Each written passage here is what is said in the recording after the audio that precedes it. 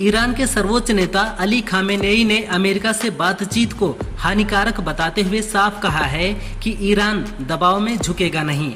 उन्होंने कहा कि देश को परमाणु हथियारों की जरूरत नहीं है और यूरेनियम संवर्धन पर कोई समझौता नहीं होगा। अमेरिका धमकियों और दबाव की भाषा बोलता है। ऐसी स्थिति में बातचीत करना आत्मसमर्पण करना है। वहीं ईरान यूरोपीय देशों के साथ संयुक्त राष्ट्र प्रतिबंध रोकने के लिए बातचीत जारी रखेगा। बाहुबली राजा भैया की पत्नी भानवी सिंह ने एक बार फिर अवैध हथियारों का वीडियो और कुछ फोटो एक्स पर शेयर किया है। उनकी पोस्ट में एक न्यूड लड़की की फोटो भी है जिसके हाथ में गन है। पोस्ट में भानवी ने लिखा, मेरे चरित्र हनन के लिए पानी की तरह पैसा बहाया गया। इससे पहले भी भानवी ने हथियारों का वीडियो शेयर कर राजा भैया पर गंभीर आरोप लगाए थे, लेकिन राजा भैया के करीबी अक्षय प्रताप ने भानवी के आरोपों को झूठा करार दे दिया था। पूर्व भारतीय क्रिकेटर दीपदास गुप्ता ने कहा, अब भारत और पाकिस्तान के बीच राइवलरी नहीं बची है। इंग्लैंड, ऑस्ट्रेलिया और न्यूजीलैंड जैसी टीमों के साथ राइवलरी होती है। राइवलरी तभी होती है जब मुकाबला बराबरी का हो। हाल के सालों में भारत ने लगातार पाकिस्तान को हराया है। इससे पहले सूर्य कुमार यादव ने भी ऐसा बयान दिया था। इंडिया पाकिस्तान के बीच 15 T20 इंटरनेशनल मैच हुए हैं, जिनमें से 11 में भारत ने जीत दर्ज की है। यूपी से शुरू हुआ आई लव मोहम्मद विवाद अब कई राज्यों में मुहिम का रूप ले चुका है। इस बीच मध्य प्रदेश के उज्जैन में आई लव महाकाल के पोस्टर सामने आए हैं। एक गरबा पंडाल में ये पोस्टर लहराए गए और लोगों ने आई लव महाकाल के नारे लगाए। आयोजकों ने कहा कि ये महाकाल में उनकी गहरी आस्था का प्रतीक है, जिसे उन्होंने इस तरह व्यक्त किया है। लद्दाख में हिंसा के बीच जलवायु कार्यकर्ता सोनम वांगचुक ने 15 दिन से चल रहे अनशन को खत्म कर दिया है। उन्होंने कहा, मैं युवाओं से अपील करता हूं कि आगजनी और झड़पों को बंद करें। अगर संघर्ष में किसी की जान जाती है तो कोई भूख हड़ताल सफल नहीं होगी।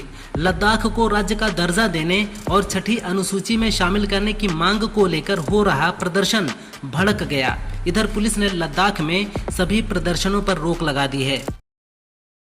जम्मू कश्मीर की खाली पड़ी 4 राज्यसभा सीटों पर चुनाव की तारीख का ऐलान हो गया है। चुनाव आयोग ने ऐलान किया है कि केंद्र शासित प्रदेश की 4 राज्यसभा सीटों पर 24 अक्टूबर को चुनाव होगा। इसके अलावा पंजाब की 1 राज्यसभा सीट के लिए भी नोटिफिकेशन जारी हुआ है। इस सीट पर भी 24 अक्टूबर को चुनाव होगा और 24 तारीख को ही रिजल्ट आ जाएगा। बीजेपी नेता और राम मंदिर आंदोलन के प्रमुख चेहरे विनय कटियार ने विवादित बयान दिया है। बाबरी के बदले बनने वाले धन्नीपुर मस्जिद को लेकर उन्होंने कहा कि हम धन्नीपुर मस्जिद को नहीं जानते और न ही यहाँ कोई मस्जिद बनने वाली है। अयोध्या में मुस्लिमों का कोई काम नहीं है। मुस्लिम अयोध्या छोड़कर चले जाएं। कटियार के इस बयान ने एक बार फिर माहौल गर्म कर दिया है। कल ही एनडीए ने मस्जिद बनने के लेआउट प्लान को खारिज किया है। पटना में आयोजित कांग्रेस वर्किंग कमेटी की बैठक के बाद लोकसभा में नेता प्रतिपक्ष राहुल गांधी ने कहा, बीजेपी संविधान को खत्म कर रही है। मैंने हाइड्रोजन बम की बात की थी, वो आएगा और फिर आपको बीजेपी की सच्चाई जो इन्होंने पूरे देश में किया है, बिहार में करने की कोशिश कर रहे थे, लेकिन बिहार की युवाओं ने इनको रोक दिया है, उसकी सच्चाई सबको पता चलेगी। पटना में आयोजित कांग्रेस वर्किंग कमेटी की बैठक के बाद कांग्रेस अध्यक्ष मल्लिकार्जुन खड़गे ने कहा, जब हम बिहार में सत्ता में आएंगे और जल्द ही आने वाले हैं तो हम 10 सूत्री कार्यक्रम लागू करेंगे। हमें पिछड़े वर्ग, दलितों और अन्य लोगों का उत्थान करना होगा जो अपने अधिकारों से वंचित हैं। हरियाणा में जैसे आया राम गया राम हुआ, वैसे ही अब बिहार में भी आया नीतीश गया नीतीश होगा। इटली की प्रधानमंत्री जॉर्जिया मेलोनी ने कहा कि भारत दुनिया भर में चल रहे युद्धों को समाप्त करने में महत्वपूर्ण भूमिका निभा सकता है। संयुक्त राष्ट्र महासभा में मेलोनी ने भारत की वैश्विक भूमिका की सराहना की।